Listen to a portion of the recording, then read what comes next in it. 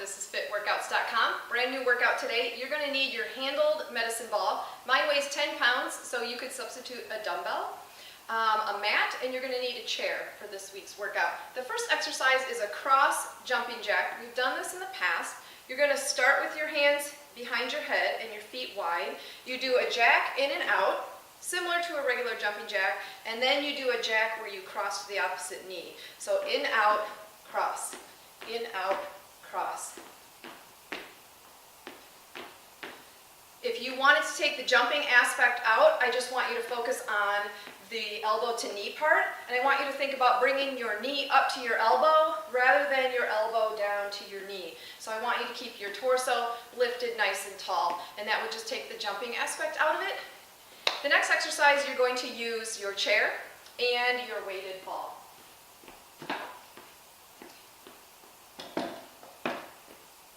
Okay, so if you saw one of my recent Thursday throwdowns, you'll know that I'm a fan of the pistol squat. That is the one-legged squat.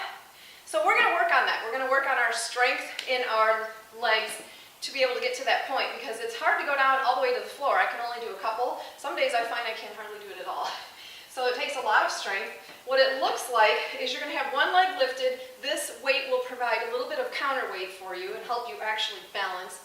And you're going to press through the heel on this bottom leg and stand with one leg and press that ball overhead.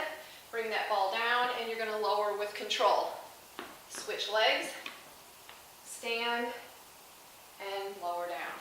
You need to make sure that heel stays down. I don't want you leaning into the toe. I don't want you leaning forward. All of the strength in this move comes from the quads and the calf pressing through the heel. Now, if you want to modify that, because that's pretty hard, you're going to stand on one leg and have a toe down on the opposite foot, because then you'll be able to balance. You're still going to press up with one foot only, but you're taking out the challenge of having to balance. And as you get stronger and this becomes absolutely no problem, then you're going to go to the other one. If even that is too much, I just want you to stand with both legs and lower down. What I want you to focus on too is lowering down with control. So it's not a press up and then just a release down.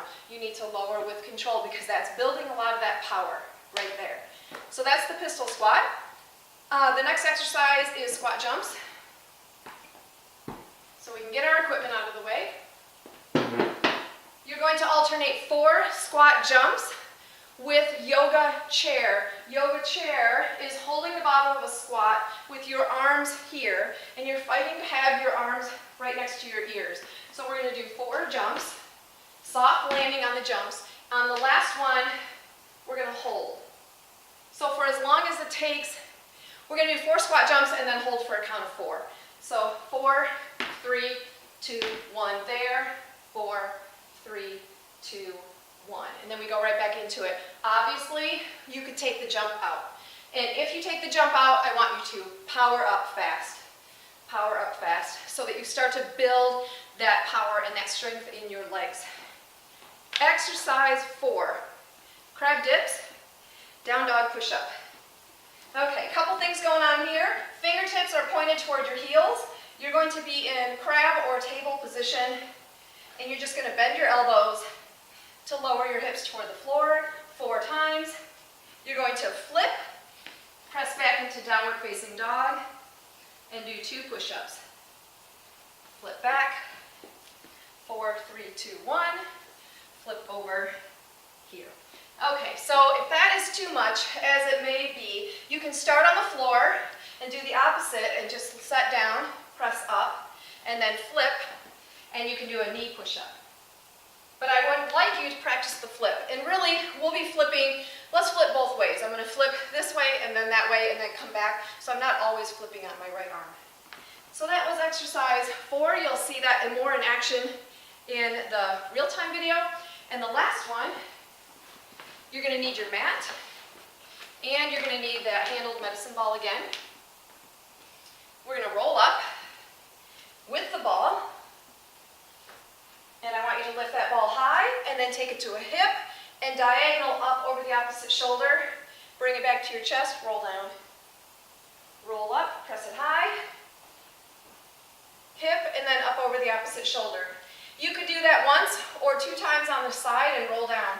If that is too much and the roll up is too hard, I want you to roll part way back, then come up and twist and high. Twist, high. Roll part way back, tuck the chin, roll back up.